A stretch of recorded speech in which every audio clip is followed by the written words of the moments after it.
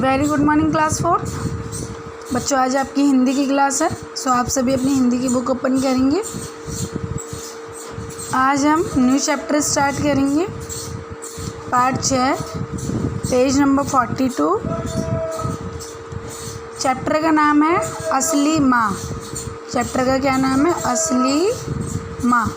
ठीक है, mother. Start करते हैं। प्राचीन काल की बात है जब भानु प्रताप सिंह रामनगर के राजा थे।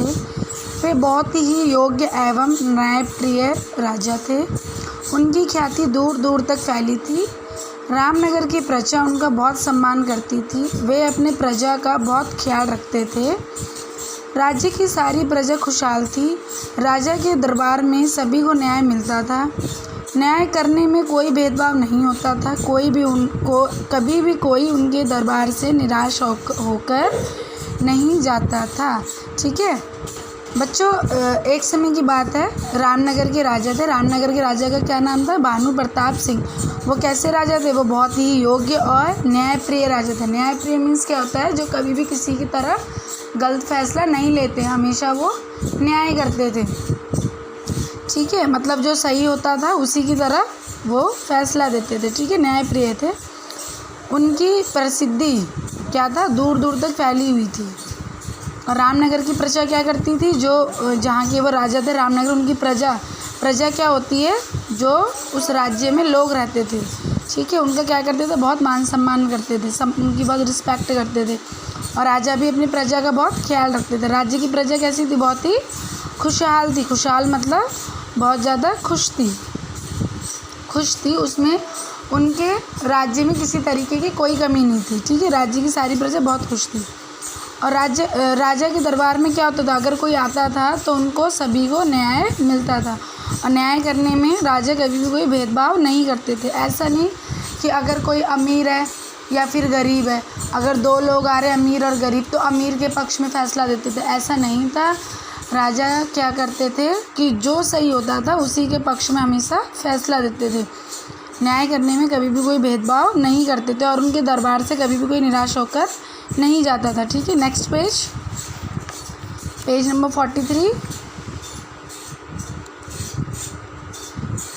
एक बार राजा अपने सिंहासन पर बैठे थे और दरबार लगा था। तभी दो स्त्रियां दरबार में पहुंची। उनमें से एक स्त्री की गोद में एक बच्चा था। वे दोनों उस बच्चे के लिए झगड़ रही थी। दोनों का यह कहना था कि वही उस बच्चे की असली माँ है। राजा असमंजस में पड़ गए। आज तक उनके दरबार में ऐसा विचित्र मुकदमा नहीं आया था। दोनों राजा से न्याय की गुहार लगा रही थी। राजा ने न्यायाधीश को बुलाकर सही निर्णय लेने को कहा। ठीक है, देखो क्या था, एक बार जब राजा अपने सिंहासन पर बैठे थे तो ये दो स्त्रियां हैं। ठीक है, दो मतलब लेडीज़ आती हैं। एक ये है, ये पहली औरत है, और ये दूसरी, ये पहली स्त्री है, दूसरी स्त्री। ठीक है, तो जो ये पहली स्त्री है इसने अपने गोद में बच्चा पकड़ा है। तो ये दोनों के दोनों राजा के पास क्या लेके आए? झगड़ा। मतलब ये दोनों क्या कर रहे थे? इस बच्चे के लिए झगड़ा कर रहे थे। और दोनों ही क्या बोल रहे थे कि इस बच्चे की असली माँ कौन है? दोनों ही बोल रहे थे कि ये बोल रही थी मैं हूँ, दूसरी स्त्री बोल रही थी मैं हूँ। और आपको पता है, और माँ तो एक ही होती है ना, लेकिन ये दोनों इस बच्चे के लिए लड़ाई कर रही थी। ठीक है, तो राजा ये देखकर क्या हो गया? असमंजस में पड़ गया। असमंजस मतलब दुविधा में पड़ गया। उनको समझ में नहीं आ रहा था कि मतलब कैसे एक बच्चे की दो असली माँ हो सकती है। तो राजा ने क्या करा? अपने न्यायाधीश को बुलाया। न्यायाधीश कौन होता है? जो बच्चों जो न्याय करने वाला होता है। ठीक है, न्यायाधीश कौन होता है? जो न्याय करने वाला होता है। और राजा ने न्यायाधीश को बुला के सही निर्णय लेने को कहा। तो राजा का जो न्यायाधीश था वो कैसा था? बहुत ही बुद्धिमान था, बहुत इंटेलिजेंट था। तो उसने देखा कि एक बच्चा है और इसकी असली माँ होने का दावा दो स्त्रियाँ कर रही हैं। न्यायाधीश ने ध्यानपूर्वक दोनों की बातें बारी बारी से सुनी, लेकिन उसके लिए यह निर्णय लेना मुश्किल हो गया कि बच्चे की असली माँ कौन है। जो राजा का न्यायाधीश था तो उसने मतलब दोनों स्त्रियों को देखा कि मतलब बच्चा तो एक है, लेकिन ये दो स्त्रियाँ हैं जो बोल रही हैं हम मतलब दोनों मतलब मैं इसकी असली माँ हूँ, दूसरी ने बोला मैं इसकी असली माँ हूँ। तो न्यायाधीश ने क्या करा? दोनों की बातें बारी बारी से सुना, लेकिन वो पहचान नहीं पा रहा था, निर्णय नहीं ले पा रहा था कि मतलब असली माँ कौन है। Turn your page.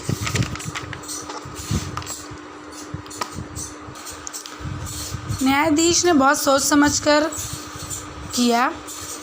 अंत में उसे एक उपाय सूझा। उसने अपने एक सिपाही को बुला के आदेश दिया, इस बच्चे को ले जाकर इसके 2 टुकड़े कर दो। एक एक टुकड़ा दोनों स्त्रियों को दे दो। तो न्यायाधीश ने मतलब क्या करा, न्यायाधीश ने एक उपाय सोचा। उसको एक आइडिया है न्यायाधीश को, तो उसने क्या सोचा, तो उसने न्यायाधीश को एक आइडिया है, तो उसने क्या करा, अपने एक सिपाही को बुला कर के आदेश दिया कि इस बच्चे के 2 टुकड़े कर दो और एक स्त्री को दे दो और एक स्त्री को दे दो। ठीक है।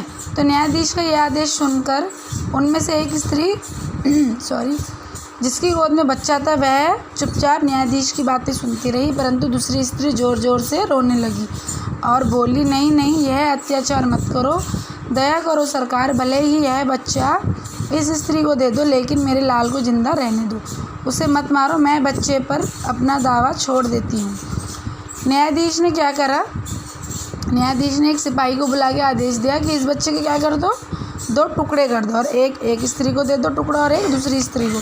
तो जब न्यायाधीश ने यह आदेश दिया तो जिसकी गोद में बच्चा था तो वो स्त्री तो चुपचाप सुनती रही, उसने कुछ नहीं कहा, लेकिन जो दूसरी स्त्री थी वो क्या हो गया, वो ज़ोर ज़ोर से रोने लगी और कहने लगी कि नहीं, ऐसा मत करो, मैं इस बच्चे को अपना होने का दावा छोड़ देती हूँ और ये बच्चा इसी स्त्री को लेने दो।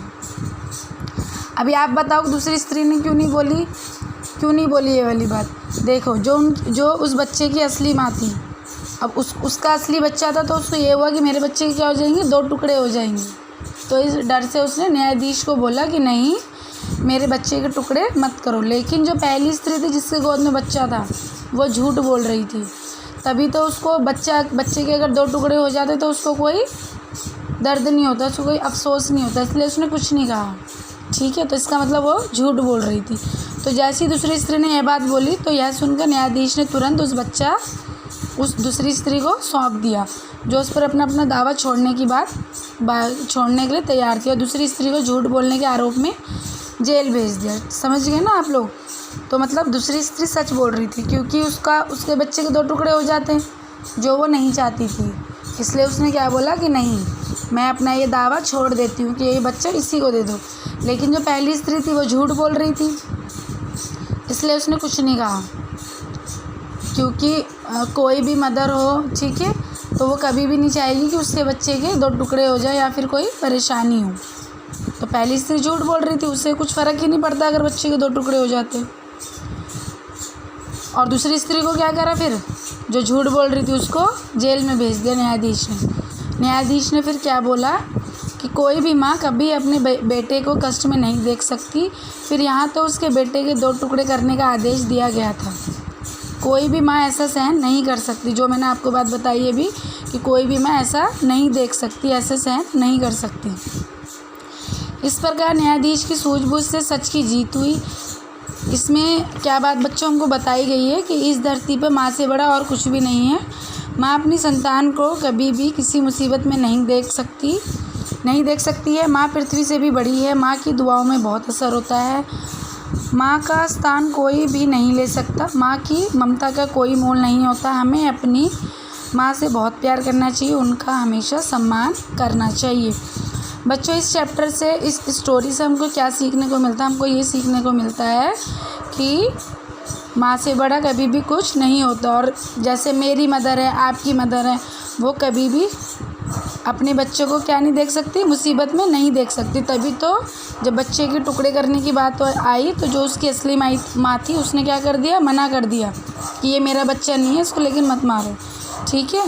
तो यही बोला गया है, माँ किससे बड़ी होती है? माँ पृथ्वी से भी बड़ी होती है। पृथ्वी से मीन्स पूरे वर्ल्ड से, संसार से भी बड़ी होती है।